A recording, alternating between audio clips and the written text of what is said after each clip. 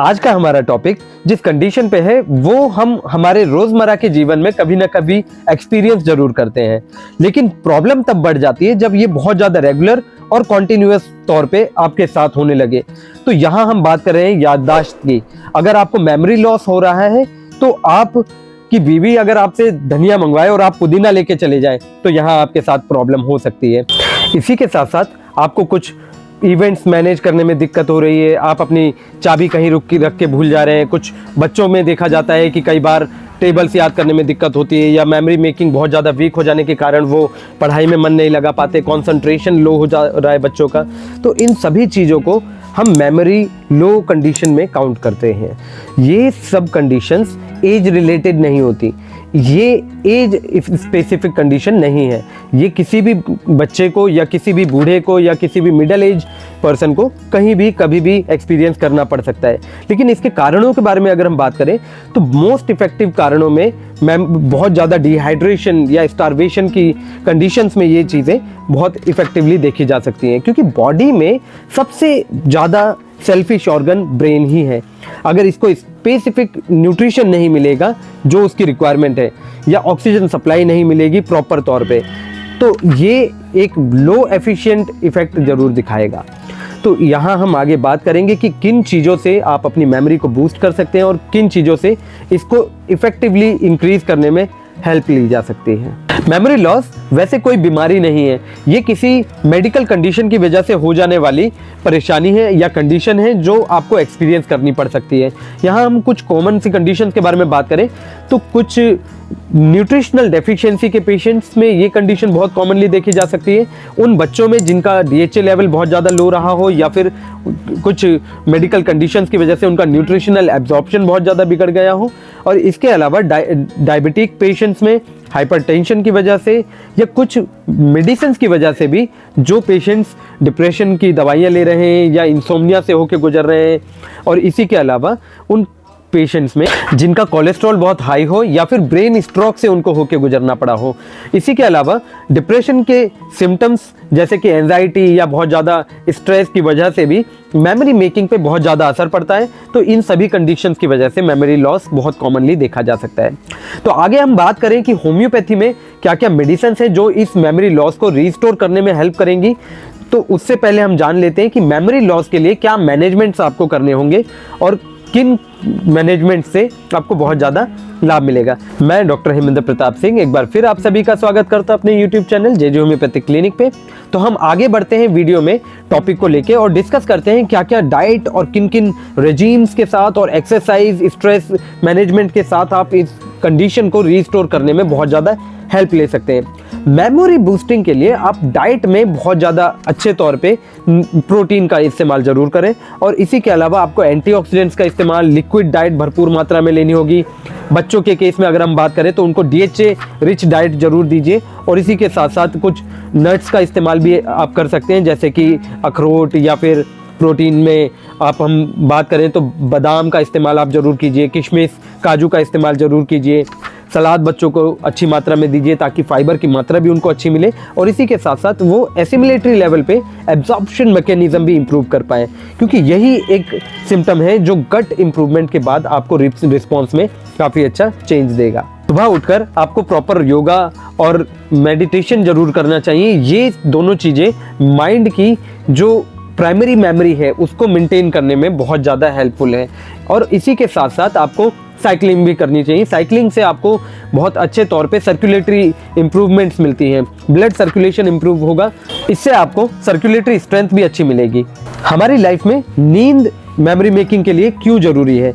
क्योंकि ये primary memory को सेकेंडरी मेमोरी में कन्वर्ट करने के लिए ब्रेन को बहुत ज़्यादा हेल्प करती है। एक अच्छी नींद 6 से 8 घंटे के बीच में होनी चाहिए। अगर आप कॉर्पोरेट लाइफ में हैं, मैं जैसा कि आजकल अपने पेशेंट्स में देखता हूँ, कुछ कॉर्पोरेट लाइफ में जो लोग हैं वो स्ट्रेसफुल रिजीम से होकर गुजरते हैं, और इसी की वजह से वो बहुत स्पेसिफिक नींद बहुत कम ले पाते हैं, और इसकी वजह से उनकी मेमोरी मेकिंग बहुत ज़्यादा वीक हो जा रही है। उनको स्ट्रेस और डिप्रेशन से होकर गुजरना पड़ता है कई बार इसी कंडीशन की वजह से, और ये आपके वर्क एफिशिएंसी पे भी असर डालता है। तो यहाँ हम सिर्फ बड़ों की बात नहीं करेंगे, कुछ बच्चे भी हैं जो कॉम्पिटिटिव एग्जाम्स के लिए प्रिपेयर कर रहे हैं। मैं देखता हूँ कि रात भर बैठ के पढ़ रहे हैं, तो ये रिजीम भी बहुत ज़्यादा नुकसानदायक है। आपको रात भर बैठ के पढ़ने से अच्छा है कि सुबह जल्दी उठ के मॉर्निंग में अर्ली मॉर्निंग स्टडीज़ जरूर करनी चाहिए, क्योंकि मेमोरी मेकिंग के बाद जो प्राइमरी मेकिंग मेमोरी आपकी बहुत अच्छी हुई है, ये आपकी स्टोरेज मैकेनिज्म को और इम्प्रूव करने में ज़्यादा हेल्पफुल हो जाती है। तो एक अच्छी रात की नींद लीजिए जो कि हेल्दी है आपके ब्रेन के लिए, और आपकी मेमोरी मेकिंग कंसंट्रेशन को इम्प्रूव करके आप बहुत अच्छे से मॉर्निंग स्टडीज़ जरूर मेंटेन करें। ये आपके लिए बहुत ज़्यादा लाभकारी होगा, करके देखिए आपको पता चलेगा। और इसी के साथ साथ यहाँ हम बात करें कि नींद में क्या चीज़ें आपको अवॉइड करनी है। आपको बहुत ज़्यादा मोबाइल फ़ोन्स का इस्तेमाल नहीं करना, लाइट्स बहुत ज़्यादा लो होनी चाहिए ताकि आप अच्छे से डिस्टर्बेंस फ्री जो स्लीप है मेंटेन कर सकें। अर्ली मॉर्निंग जल्दी उठ के आप योगा करें, और योगा के साथ साथ ब्रीदिंग एक्सरसाइजेज भी आपके लिए बहुत ज़्यादा लाभकारी हैं। ये ब्रीदिंग एक्सरसाइजेज आपकी बॉडी में एंटीऑक्सीडेंट इफेक्ट्स देती हैं, और इसी के साथ साथ जो भी आपके अंदर सीरोटोनिन का टॉक्सिसिटी चल रहा है या फिर बहुत ज़्यादा टॉक्सिन्स हार्मोनल लेवल पे आपकी बॉडी में है, तो उन सबको रिलीज करने में काफ़ी ज़्यादा हेल्पफुल हो जाती है। और इसी के साथ साथ आपको हाइड्रेशन भी मेंटेन करना होगा। मैं मेरे पेशेंट्स में देखता हूँ कि बहुत ज़्यादा लो हाइड्रेशन के साथ वो आजकल काम चला लेते हैं। सर्दी आ गई है तो पानी की मात्रा बहुत ज़्यादा कम करते चले जा रहे हैं। ऐसा बिल्कुल भी ना करें, क्योंकि ये आपकी बॉडी की एफिशिएंसी पे कहीं ना कहीं असर ज़रूर डालेगा। आप नॉर्मल बेयर आइज से ये सब देख नहीं सकते, लेकिन बॉडी को अगर न्यूट्रिशन कम मिलेगा या न्यूट्रिशन रिसोर्सेज को ट्रांसपोर्ट करने का मैकेनिज्म कम मिलेगा, तो वो आपकी एफिशिएंसी कम जरूर करेगी।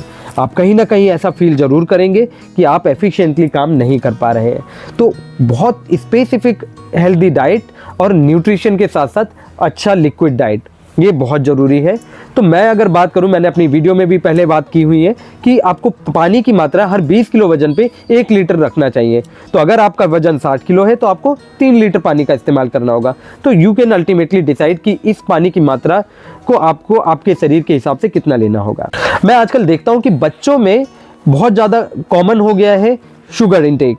शुगर इंटेक किसी भी तौर पे हो सकता है, वो टॉफ़ीज़ हो सकती हैं या किसी भी तरह का पैकेटेड फूड हो सकता है, कार्बोहाइड्रेट बेस्ड चिप्स और वेफर्स हो सकते हैं।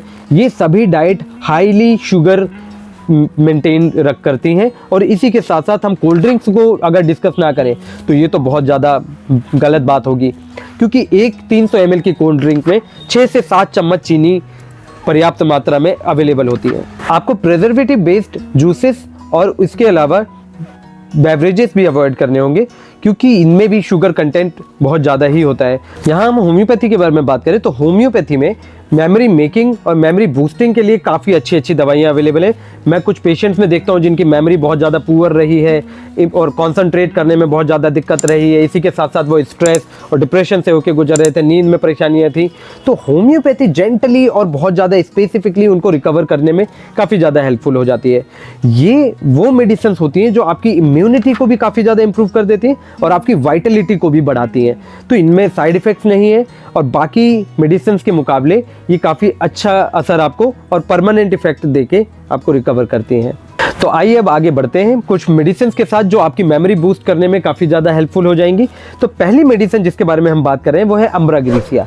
अम्ब्रा ग्रीसिया उन पेशेंट्स के लिए काफ़ी ज़्यादा लाभकारी है जो बहुत ज़्यादा शाई होते हैं या बहुत जल्दी एम्बेरस हो जाते हैं किसी भी सिचुएशन में, आंसर करने में बहुत ज़्यादा स्लो हो। इसी के अलावा उनको मेमोरी मेकिंग काफ़ी वीक होने के साथ साथ उनका कॉन्सेंट्रेशन बहुत ज़्यादा वीक होता है। तो यहाँ ये मेडिसिन उन पेशेंट्स के लिए काफ़ी ज़्यादा हेल्पफुल हो जाती है। ये उन लोगों के लिए भी काफ़ी ज़्यादा लाभकारी जो एजिंग की प्रोसेस से बहुत जल्दी होके गुजर जाते हैं और इसी के साथ साथ वो कुछ नए लोगों से मिलने में बहुत ज़्यादा कतराते हैं।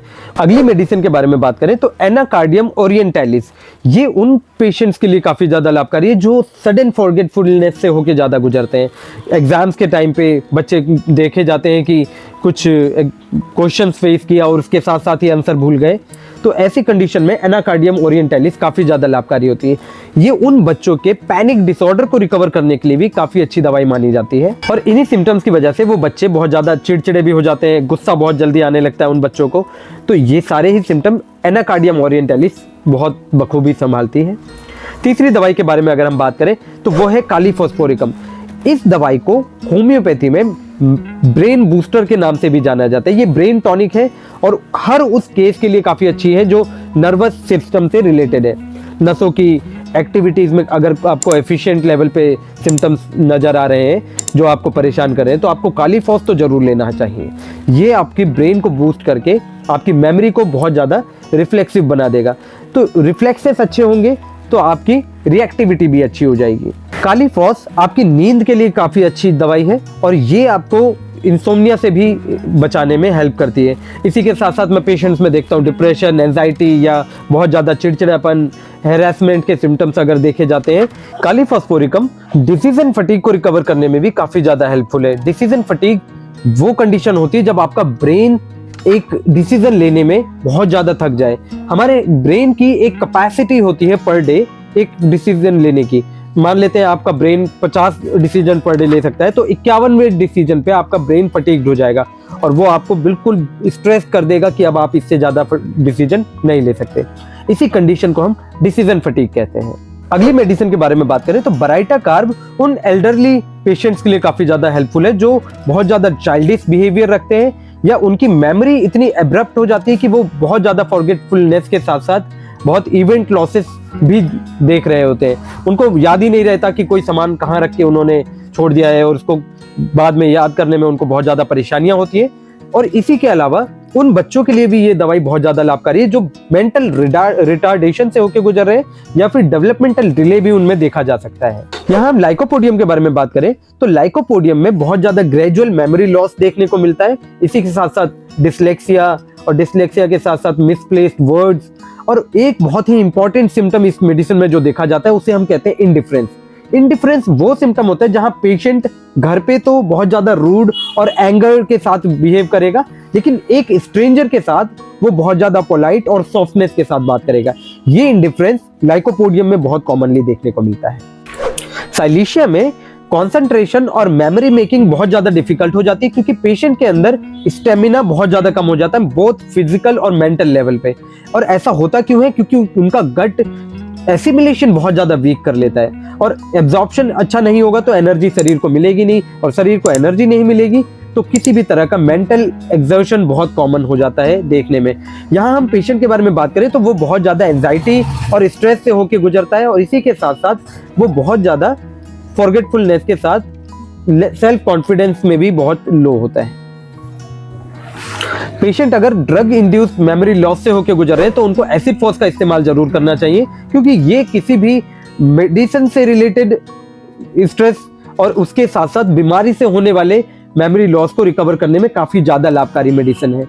यहाँ हम कुछ मदर टिंचर्स के बारे में बात करें तो बकोपा मुनियरी और जिंको बिलोबा और अवेना सटाइवा भी काफी ज्यादा अच्छे नर्व टॉनिक के रूप में जाने जाते हैं और आपको इनका अगर इस्तेमाल करना है तो आप मुझसे भी कांटेक्ट कर सकते हैं। मेरी सारी ही डिटेल्स आपकी स्क्रीन पे अवेलेबल है और इन्हीं सब टॉपिक्स के साथ हम फिर दोबारा मिलेंगे एक और नए वीडियो में। तब तक के लिए मेरी वीडियोस को लाइक, शेयर और सब्सक्राइब करते रहिए। धन्यवाद।